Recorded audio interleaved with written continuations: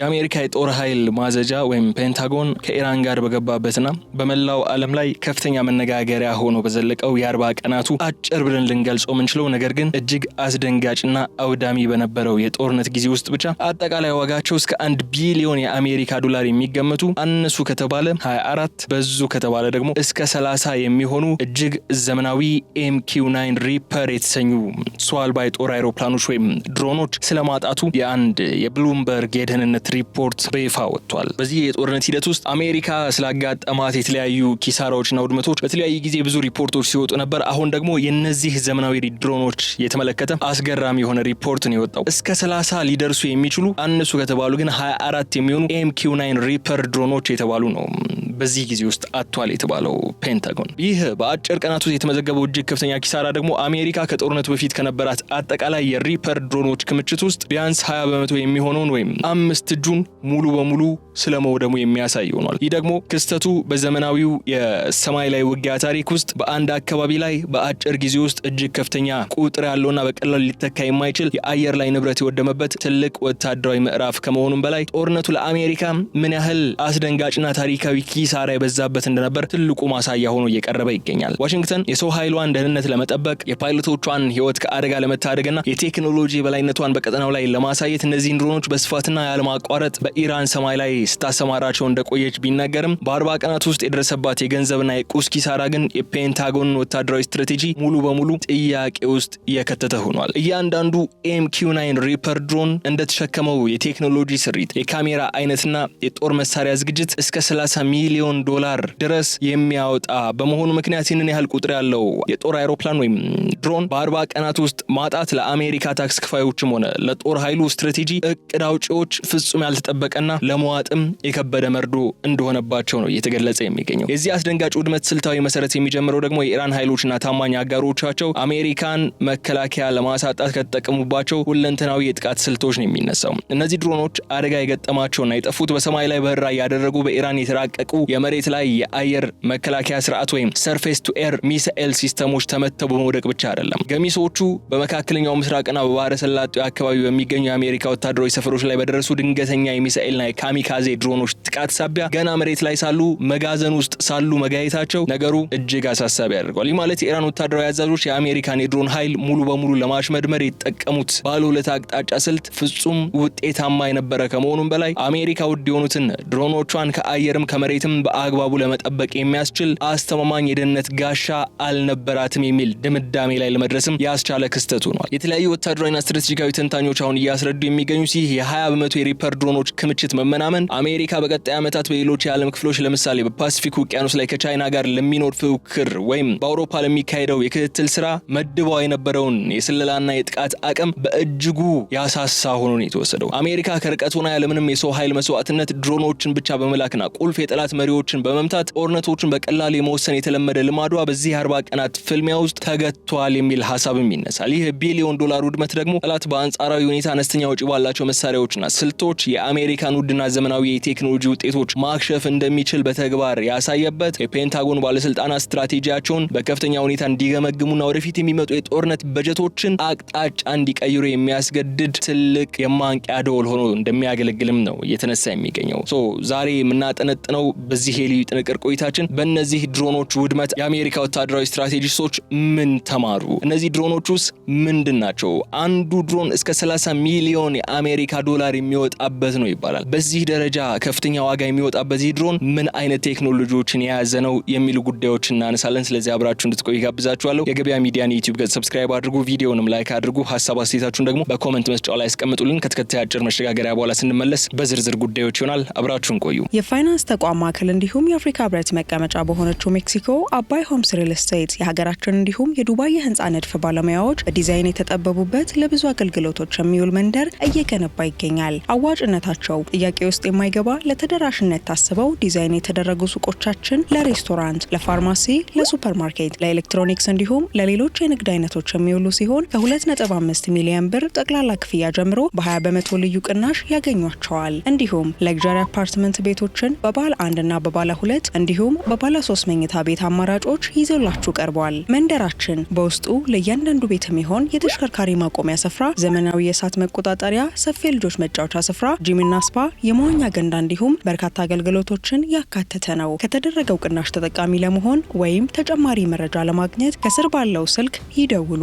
በ0973 68 0564 አሊያም 0963 79 63 87 አባይ ሆምስ ሪል ስቴት። የአሜሪካ ጦር ለስለላ ለረጅም ሰዓት ክትትልና በከፍተኛ ጥራት የጠላትን ኢላማ በትክክል ለይቶ ለመምታት ወይም ፕሪሲዥን ስትራይክ ለመፈጸም የሚጠቀምባቸውና እያንዳንዳቸው እስከ $30 ሚሊዮን የሚወጣባቸው እነዚህ MQ-9 ሪፐር የሚሰኙት ድሮኖች የአሜሪካ የቴክኖሎጂ ቁንጮና የወታደራዊ መተማመኛ መገለጫዎች ነበሩ። በታዋቂው ጀነራል አቶሚክስ ኩባንያ የሚመረተው ይህ ግዙፍ ሰው አልባ አውሮፕላን እስከ 45000 ጫማ ከፍታ ላይ የመብረር አቅም ያለውና ያለማቋረጥ 26 ሰዓታት በላይ በአየር ላይ መቆየት የሚችል ስለመሆኑ ይነገርለታል። ይህ ደግሞ አሜሪካ የአየር ክልሏን ሳታስደፍርና የፓይለቶቿን ሕይወት ለአደጋ ሳታጋልጥ የተኛውም የዓለም ክፍል ከሩቅ ሆና ለመቆጣጠር የምትጠቀምበት ዋነኛ ስልታዊ መሳሪያዋ እንደነበር ይነሳል። እነዚህ ድሮኖች የታጠቁትን የቴክኖሎጂ ዝርዝር ስንመለከት ደግሞ እናገኛለን መሰላችሁ ተራይ ስለላ መሳሪያ ሳይሆኑ እውነተኛ የሰማይ ላይ የጦር ማዕከል መሆናቸውን ነው የምንረዳው። ምክንያቱም በውስጣቸው የተገጠሙላቸው እጅግ የረቀቁ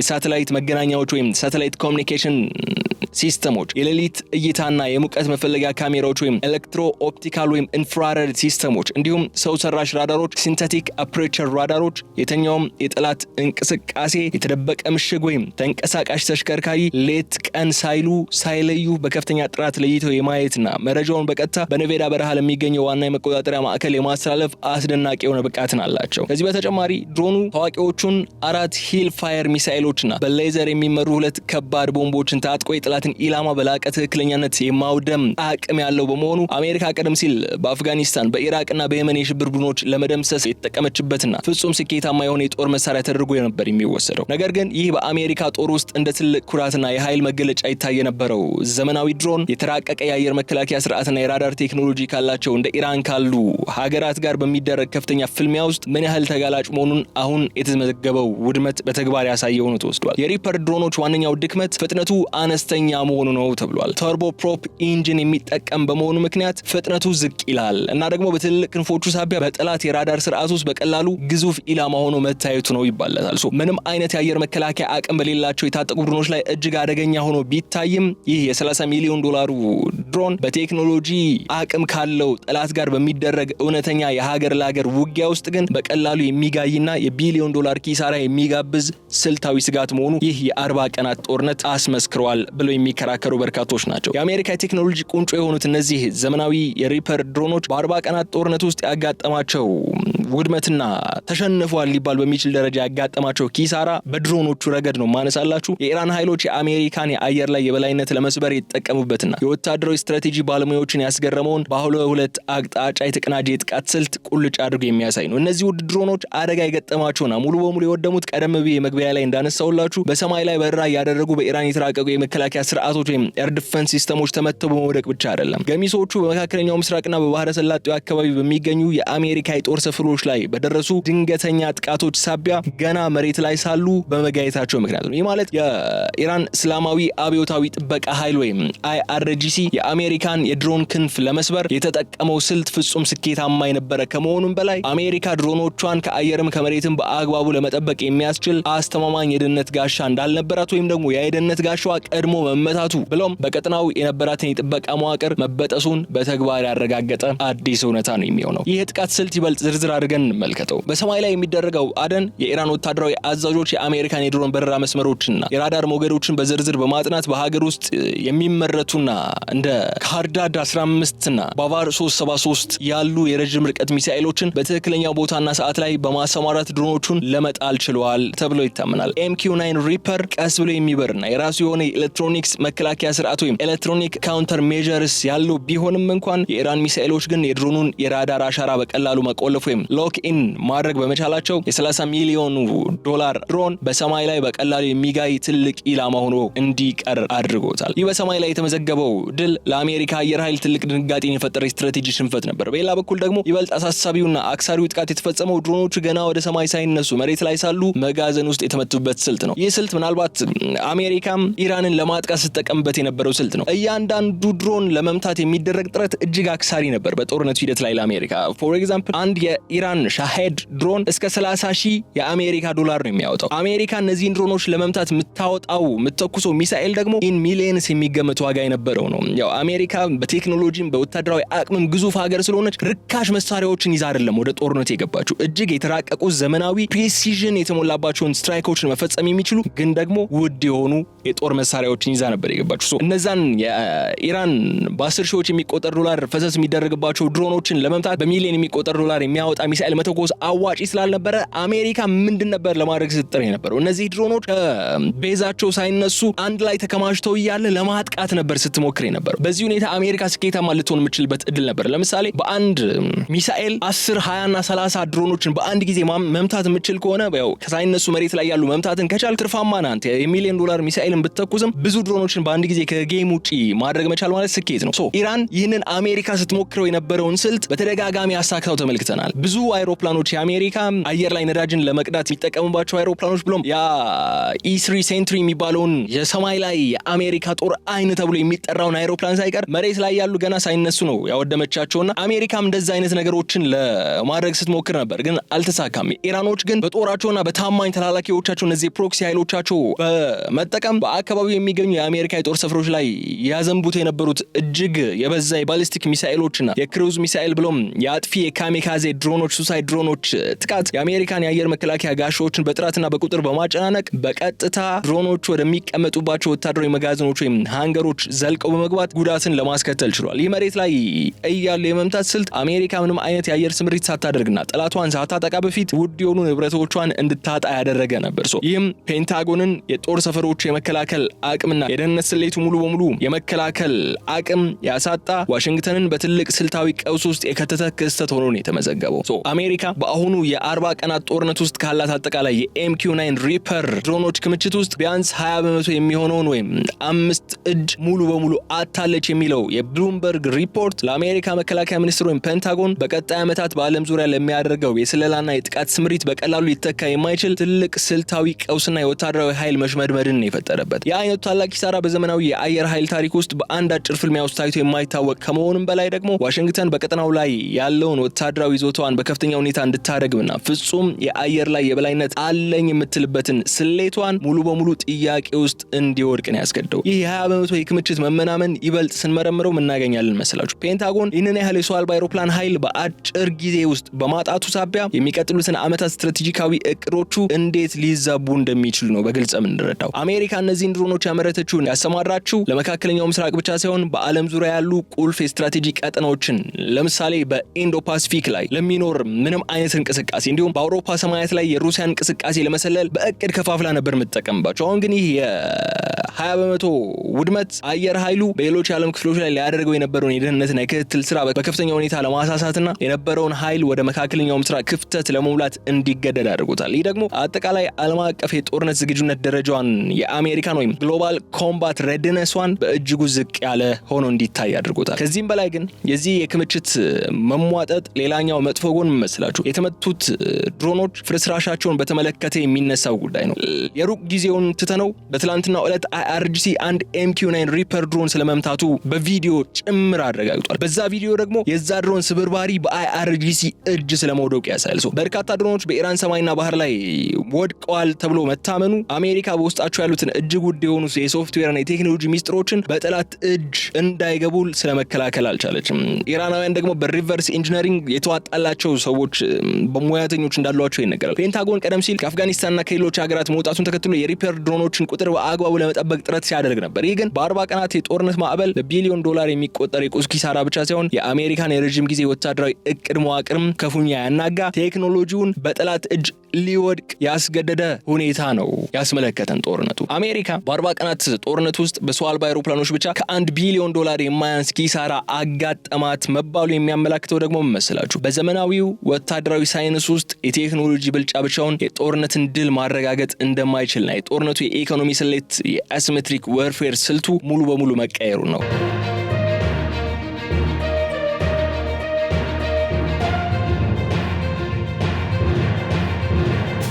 ይህ ክስተት ዋሽንግተን ለዓመታት ስትመካበት የነበረውን ያለ ሰው ኃይል መስዋዕትነትና ከሩቅ ርቀት ሆነው በሚሰሩ ድሮኖች ብቻ ጠላትን ማንበርከክ ይችላል የሚለውን ስትራቴጂዋ በተግባር መፈተኑን ያሳየን ነው። ጠላቶቿ ደግሞ በአንጻራዊ ሁኔታ እጅግ አነስተኛ ወጪ ባላቸው መሳሪያዎች የአሜሪካን ውድና ቢሊዮኖች የሚያወጡ መሳሪያዎችን ማክሸፍ የሚችሉበት ትልቅ የጂኦፖለቲካ የበላይነትና ተግዳዳሪነት ማረጋገጫ ሆኖ ነው የሚቀርበው። ይህ ቢሊዮን ዶላር ኪሳራ ትርጉም ይበልጥ ስንመረምረው የጦርነቱን አስደንጋጭ ዋጋ ምጥጥን ወይም ኮስት ቤኔፊት አናሊሲስን እንመለከታለን። እሱን እንረዳለን። አሜሪካ እያንዳንዷን የሪፐር ድሮን ለመስራትና ዘመናዊ ቴክኖሎጂዎችን ለመገጣጠም እስከ 30 ሚሊዮን ዶላር የምታወጣ ሲሆን ኢራንና አጋሮቿ ግን እነዚህን ድሮኖች ለመጣል የሚጠቀሙባቸው ሚሳይሎችና ኤሌክትሮኒክስ ማጨናነቂያ ጃሚንግ መሳሪያዎች ዋጋቸው ጥቂት $100,000 ብቻ የሚጠይቅ ስለመሆኑ እንመለከታለን። ይህ ማለት አሜሪካ በአንድ ወታደራዊ ስምሪት የምታወጣው የገንዘብ መጠን ጠላት እሱን ለማውደም ከሚያወጣው ወጪ በ10 እና በ20 እጥፍ የሚበልጥ መሆኑን ያሳየናል። ይህ በመሆኑ ምክንያት ደግሞ የጦርነቱ ቀጣይ ሂደት ለአሜሪካ ታክስ ከፋዮችና ፔንታጎን በጀት ሊሸከሙት የማይችሉት ከባድ ኢኮኖሚ ጫና መሆኑን እናያለን። ከዚህም በላይ ይህ የ40 ቀናት ጦርነትና ውድመት የሚያመላክተው አሜሪካ በቀጣይ ለሚኖሩ ማናቸውም ትልቅ ቀጠናዊ ግጭቶች ያላትን የመከላከልና የማጥቃት ወታደራዊ ግርማ ወይም ዴተረንስ በእጅጉ ያላላ መሆኑ ነው። ቀደም ሲል የሪፐር ድሮኖች መምጣት የጠላትን ልብ የሚያሸብርና አሜሪካ ሳትታይ የምትመታበትን መሳሪያ ተደርጎ ነበር የሚታሰበው። አሁን ግን የቢሊዮን ዶላሩ ውድመት በ40 ቀናት ውስጥ መጋየታቸው እነዚህ እስከ 30 የሚደርሱ ድሮኖች የአሜሪካ ወታደራዊ ሱም ማጉደፋቸው ብቻ ሳይሆን መመልከት ያለብን ሌሎች ባላንጣ ሀገራትም አሜሪካን በቀላሉ መጋፈጥ እንችላለን የሚል የልብ እንዲሰማቸው ይህ ኪሳራ የወደፊቱን የዓለም አቀፍ የኃይል ሚዛንና የጦርነት ስልትም ሙሉ በሙሉ የሚያናጋ ትልቅ ታሪካዊ ትምህርት ስለመሆኑ ነው መረዳት የምንችለው። ኢራን እነዚህን እያንዳንዳቸው እስከ 30 ሚሊዮን ዶላር የሚገመቱ የአሜሪካ የቴክኖሎጂ ቁንጮ የሆኑ ድሮኖች በ40 ቀናት ውስጥ መሬት ላይ ማውረድና ማጋየት የቻለችው ባለፉት ዓመታት በሀገር ውስጥ በከፍተኛ ሚስጥር በገነባቸውና ባመረተቻቸው የተራቀቁ የሚሳኤል ስርዓቶችና ከሩሲያና ከቻይና አግኝታቸዋለች ተብሎ በሚታመኑ ዘመናዊ የራዳርና ኤሌክትሮኒክስ ቴክኖሎጂዎች ጋር በቅንጅት በመስራት ችላለች ተብሎ ስለሚታመን ነው። የአሜሪካ መንግስትና የደህንነት ተንታኞች ቀደም ሲል የቴህራንን ወታደራዊ አቅምና የመከላከያ መስመር ደካማና ኋላ ቀር አድርጎ በተደጋጋሚ ሲያነሱት ነበር። በተግባር ግን የኢራን እስላማዊ አብዮታዊ ጥበቃ ኃይል ወይም IRGC የሪፐር ድሮኖችን የበራ ባህሪ፣ የፍጥነት ማነስና የራዳር ተጋላጭነትን በሚገባ በማጥናት የአሜሪካን ፍጹም የሰማይ ላይ የበላይነት በቀላሉ ሊሰብር የሚችልበትን መንገድ ለዓለም ነው ያሳየው። ይህንን የኢራን የአየር መከላከያ ስርዓት ስንመለከተው ያው ኢፌክቲቭ የሚባል የአየር መከላከያ ስርዓት የላትም ኢራን። ለዛም ነው ኢራን እንዴት ነው በዚህ ደረጃ 30 የሚደርሱ ድሮኖችን ልትመታ ችላለች ተብሎ የሚነሳው። በተደጋጋሚ እኮ እንዳየነው አሜሪካኖች እኮ በጣም ዝቅተኛ ፍጥነት ኑሯቸው የሚበሩ የጦር አይሮፕላኖችና ጀቶች ሳይቀር በጦርነቱ ላይ ልታሰማራ ችላ የነበረው የኢራን የአየር መከላከያ ስርዓት ቶታሊ ኢንኤፌክቲቭ ስለነበረ ነው። ቶታሊ ዲስትሮይ አድርጎታል አሜሪካኖችና እስራኤሎች በመጀመሪያው ጥቃቶቻቸው።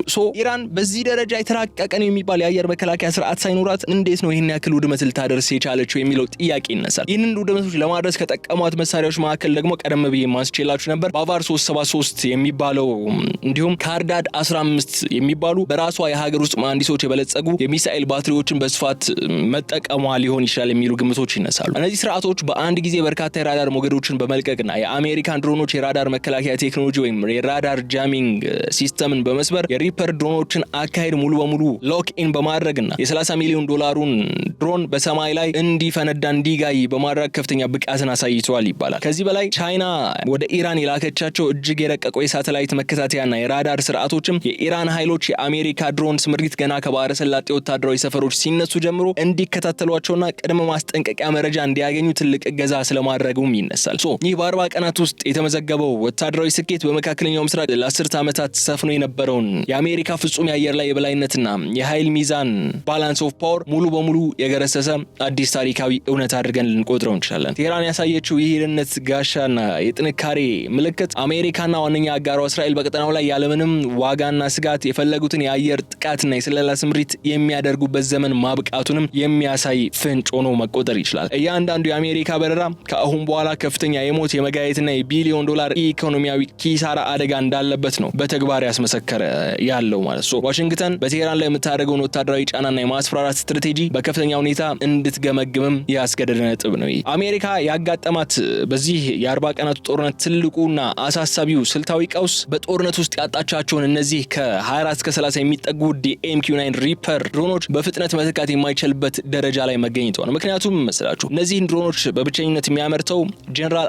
አቶሚክስ የሚባለው ኩባንያ ለራሱ ለዋናው ደንበኛው ለአሜሪካ የጦር ኃይል ያደርግ የነበረውን የሪፐር ምርት ፕሮዳክሽን በይፋ ማቆም ነው። ምንም እንኳን ኩባንያው እነዚህን ድሮኖች ለውጭ አጋር ሀገሮች ደንበኞች በልዩ ሁኔታ ማምረቱን የቀጠለ ቢሆንም የፔንታጎን ውስብስብ የግዢ ስርዓት፣ የበጀት ድልድልና የምርቱ ሂደት ፍጥነት ግን የጠፋውን 20% አጠቃላይ ክምችት በአጭር ጊዜ ውስጥ ሰብስቦ መልሶ ወደ ውጊያ ለማስገባት የሚያስችል ምንም አይነት ወታደራዊና ኢኮኖሚያዊ አቅም የለም የሚሉ ነጥቦች እየተነሱ ነው የሚገኙት። የምርት መስመር መዘጋት ፈተናው ይበልጥ ስንመረምረው የፔንታጎን ስትራቴጂ አውጪዎች የሰሩትን ትልቅ የስሌት ስህተት በግልጽ እንረዳለን። የአሜሪካ አየር ኃይል እነዚህን የሪፐር ድሮኖች እንደ አውሮፓውያኖች አቆጣጠር ከ2030 እስከ 2035 ባለው ጊዜ ውስጥ ሙሉ በሙሉ ከስራ ለማስወጣትና በሌላ አዳዲስ ይበልጥ ርካሽና ራሳቸውን ችለው በሚበሩ ቀጣይ ትውልድ ኔክስት ጀነሬሽን ድሮኖች ለመተካት አቅደው ነበሩ። እስከዛ ድረስ ግን እነዚህን ድሮኖች ይጠቀምቧቸዋል ብለው አስበው ነበር። ለሪፐር ድሮኖች ይመደብ የነበረው ተጨማሪ በጀት ግዥም በከፍተኛ ሁኔታ ቀንሶት ነበር። ነገር ግን ይህ የኢራኑ የ40 ቀናት የጦርነት ማዕበል የታቀደውን የሽግግር ጊዜ ሙሉ በሙሉ ያዛባው ከመሆኑም በላይ አዲሶቹ የቴክኖሎጂ ውጤቶች ሰርቶና ተፈትነው ሙሉ በሙሉ አገልግሎት ላይ እስኪውሉ ድረስ አሜሪካ በቀጣዮቹ ዓመታት እነዚህን ድሮኖች መልሳ ወደ ስራ የምታስገባበት እድል ከሌለ በትልቅ የደህንነት የስለላና የክትትል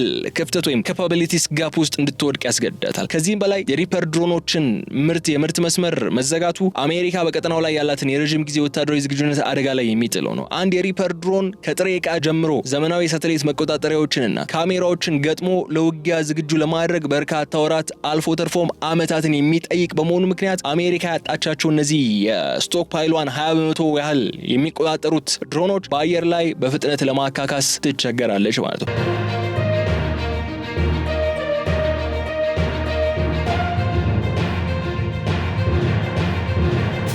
ይህ ወታደራዊ አቅምና የቴክኖሎጂ ክምችትን ያለበቂ ፈጣንና አስማማኝ ተተኪ እቅድ ወደ ከፍተኛ ጦርነት ማስገባት የሚያስከትለውን አስከፊ መዘዝ በግልጽ ያሳየ ሲሆን ዋሽንግተን ደግሞ በጦር መሳሪያ አቅርቦት ሰንሰለት ወይም ሳፕላይ ቼን ረገድ ምን ያህል ተጋለጠች እና ችግሮችን ያጋጠሟ ስለመሆኑ የሚያሳይ ሆኗል። በ40 ቀናቱ ጦርነት ጊዜ ውስጥ በሰው አልባ አውሮፕላኖች ላይ ብቻ የደረሰው ይህ የ$1 ቢሊዮን ታሪካዊ ውድመት በዋሽንግተን የስልጣን ማዕከላት ላይም በተለይ በአሜሪካ የህግ መወሰኛ ምክር ቤት ኮንግረስ ውስጥ ከፍተኛ የፖለቲካ ፍጥጫና በፕሬዚዳንቱ አስተዳደር ላይም ጠንካራ ትችቶች እንዲሰነዘር ምክንያት ስለመሆኑም እየተነሳ ይገኛል። የኮንግረሱ አባላት መንግስት ያለ በቂ ስትራቴጂ፣ ያለ ኮንግረሱ ፍቃድ፣ ያለ ግልጽ ቅድመ ዝግጅት ውድ የሆኑ የሀገር ወታደራዊ ንብረቶችን ለምን ለኢራን ጥቃት እንዳጋለጥና የታክስ ከፋዩ ህዝብ በቢሊዮኖች የሚቆጠር ገንዘብ በከንቱ ለምን እንዳባከነ ጥብቅ ማብራሪያና ምርመራንም እየጠየቁ እንደሚገኙ መረጃዎች ይወጡ ይገኛሉ። ይህ ገንዘብ መባከን በጦርነቱ ቀጣይነትና በአሜሪካ የውጭ ጉዳይ ፖሊሲ ላይ ብሔራዊ መግባባት አለመኖሩን ፍንትው አድርጎ ያሳየ የውስጥ ቀውስም ሆኖ ተወስዷል። የፖለቲካ ፍጥጫ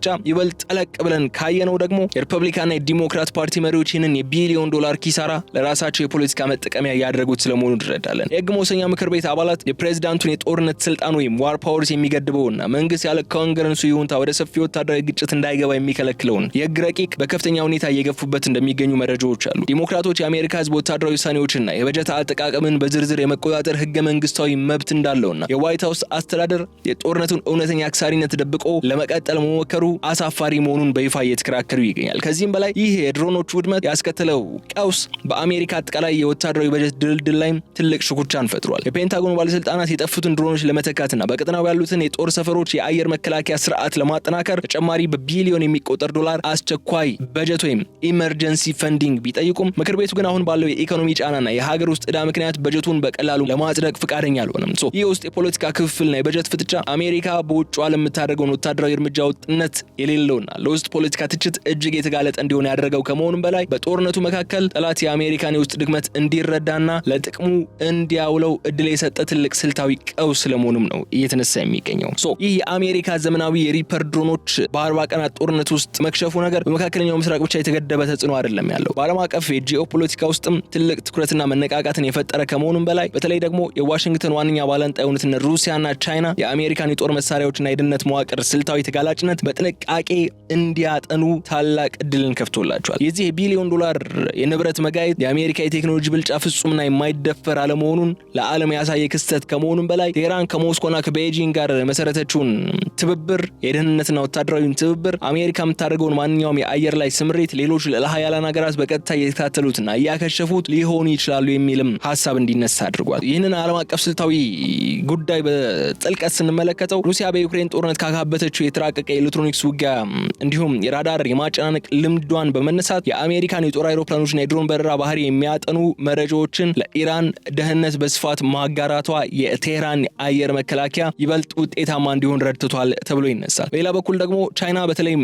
የኢራን የኒውክሌር ማዕከላትና ወታደራዊ ይዞታዎች ጥቃት ካጋጠማቸው በኋላ ለአሜሪካ የሳተላይት መገናኛዎችና ራዳሮች እጅግ አስቸጋሪ የሆኑ የሳይበርና የቴክኖሎጂ መከላከያዎችን ለቴህራን በከፍተኛ ፍጥነት አቅርባለች ተብሎ ይታመናል። የአይነቱ የሶስቱ ሀገራት የተቀናጀ ትብብር አሜሪካ በመካከለኛው ምስራቅ ውስጥ የከፈተችውን የ40 ቀናት ጦርነት ከኢራን ጋር ብቻ ሳይሆን ከአዲሱ የዓለም ኃይል አስተላለፍ ጋርም የተደረገ ፍልሚያ መሆኑን የሚያሳየው ይህ የሪፐር ድሮኖች ሞደም ሌሎች የአሜሪካ ባላንጣ የሆኑ አገራትም ተመሳሳይ የአየርና የመሬት ላይ መከላከያ ስልቶችን በመከተል የአሜሪካን የስለላና የጥቃት መረብ በቀላሉ ሊበጥሱ የሚችሉበት ትልቅ እድል እንዳለ አቅምና የልብ እንዲሰማቸው ወይም ወታደራዊ ማረጋገጫ ያገኙበት ሆኗል። ይህ ስኬት በተለይም ቻይና በታይዋን ወሽመጥ ወይም በደቡብ ቻይና ባህር ላይ ለአሜሪካ ድሮኖችና የጦር መርከቦች የምታዘጋጀውን የመከላከያ ስልት ወይም አንታይ አክሰስ ወይም ኤሪያ ዲናያል ስልቶችን ይበልጥ እንድታዘምንና እንድታጠናክር የረዳት በመሆኑ ምክንያት የሪፐር ድሮኖቹ ውድመት የአካባቢው ጦርነት ውጤት ብቻ ሳይሆን የወደፊቱን የዓለም ለሀያላን ሀገራት የኃይል ሚዛንና የቴክኖሎጂ ፍክክር አቅጣጫም ሙሉ በሙሉ ያናጋ ታሪካዊ ክስተት ተደርጎ ሊወሰድ የሚችል ነው ብለን ጉዳያችን አጠቃለን እንሰናበት። የተከበራችሁ የገበያ ሚዲያ ተከታታዮቻችን ይህ በ40 ቀናት አጭር የጦርነት ጊዜ ውስጥ የደረሰው የቢሊዮን ዶላር የሪፐር ድሮኖች ውድመት ፔንታጎን ውድ ግዙፍና ውስብስብ የሆኑ ሰው አልባ አውሮፕላኖችን በተራቀቁ ጠላቶች ላይ የማሰማራቱ የቆየ ስትራቴጂውን ሙሉ በሙሉ እንዲያጤነውና ወደ አዲስ ወታደራዊ ምዕራፍ እንዲሻገር ያስገደደ ታሪካዊ ክስተት መሆኑን ነው የሚያመላክተን። የአሜሪካ ጦር ኃይል ማዘዣ ከአሁን በኋላ በጦርነት ውስጥ የሚከተለው አካሄድ በአንድ አውሮፕላን ላይ በሚሊዮኖች የሚቆጠር ዶላር ማፍሰስ ሳይሆን በቀላሉና በከፍተኛ ፍጥነት ሊመረቱ የሚችሉ ዋጋቸው እጅግ ርካሽ የሆነና በጠላት ቢመቱ እንኳን በሀገር ደረጃ የኢኮኖሚ ቀውስና የክምችት መመናመን የማይፈጥሩ ጥቃቅን ድሮኖችን ወደ መስራት ሊያዘነብል የሚችል መሆኑን የኢራኑ ፍልሚያ ትልቅ ስልታዊ ትምህርት ሰጥቷል። አሜሪካ ከሩቅ ሆና ያለምንም ዋጋና መስዋዕትነት ጦርነቶችን በቀላሉ ማሸነፍ ወደምትችልበት ዘመን ለመመለስ የምትፈልግ ከሆነ ይህ ከፍተኛ ወጪ የሚያስወጣትን ስልት በመተው በአነስተኛ ወጪ ከፍተኛ ውድመት ልታደርስባቸው የምትችልባቸውን ድሮኖችን ወደ ማምረት መግባት ግድ ይላታል። የወደፊቱ የጦርነት ሳይንስ በዝርዝር ስንመለከተው MQ-9 ሪፐር ድሮን ምንም እንኳ ሰው አልባ በመሆኑ የፓይሎቶችን ህይወት ከአደጋ የሚታደግ ቢሆንም እንደ ልብ እየተመታ የሚወድቅና ጠላት በቀላሉ የሚያከሽፈው ውድ ንብረት መሆኑ ከቀጠለ ግን ሊባክን የማይችል የጦር መሳሪያ ወይም የመሆን ባህሪው ሙሉ በሙሉ አብቅቶለታል ማለት ነው። ፔንታጎን አሁን በከፍተኛ ፍጥነት እየገነባቸውና ወደፊት ወደ ውጊያ ሊያስገባቸው የሚያቅዳቸው አዳዲስ የጦርነት ስልቶችን ይበልጥ በሰው ሰራሽ አስተውሎት ወይም አርቲፊሻል ኢንተለጀንስ የሚመሩ ራሳቸውን ችለው በአየር ላይ ውሳኔ የሚወስዱና የጠላትን የተራቀቀ የአየር መከላከያ ስርዓት በቁጥር ብዛት በማጨናነቅ መረጃዎችን የሚያስተላልፉ ርካሽ ቴክኖሎጂዎች ላይ ማተኮር ግድ ይለዋል። በዚህ መሰረትም ነው የሪፐር ድሮኖች ውድመት በወታደራዊ ታሪክ መጽሐፍት ውስጥ የአንድ ታዋቂ ትውልድ የጄኔሬሽን ፍጻሜ ወይም የመሳሪያው ትውልድ ማክተሚያና የሰው ልጅ የወደፊት የጦርነት ስልት ሙሉ በሙሉ የተቀየረበት አዲሱ ጅማሪ ተደርጎ ሊታወስ የሚችል ሆኖ ሊጻፍ የሚችለው በማለት የዕለቱን የልዩ ጥንቅር ፕሮግራማችን እዚህ ላይ እንቋጫለን። የተከበራችሁ የገበያ ሚዲያ ተከታታዮቻችን በቀጣይ በሌላ ጉዳይ መልሰን እስክንገናኝ ድረስ አብራችሁኝ ስለቆያችሁ እጅግ አድርጌ አመሰግናችኋለሁ። በቀጣይ በዝርዝር ጉዳዮች ሌሎች ቀጠናዊና ዓለም አቀፋዊ መረጃዎችን ይዘን እንመለሳለን። እስከዛ ድረስ ግን በቸርነት ቆይልኝ እመኛለሁ። ገበያ ሚዲያን የዩቲዩብ ገጽ ሰብስክራይብ አድርጉ፣ ቪዲዮውን ላይክ አድርጉ፣ ሀሳብ አስተያየታችሁን እንደተለመደው በኮሜንት መስጫ ላይ እንድታስቀምጡ ጋብዛችኋለሁ። በቀጣይ በሌላ ጉዳይ እስክንገናኝ ድረስ በቸር ቆዩ። ሰላም።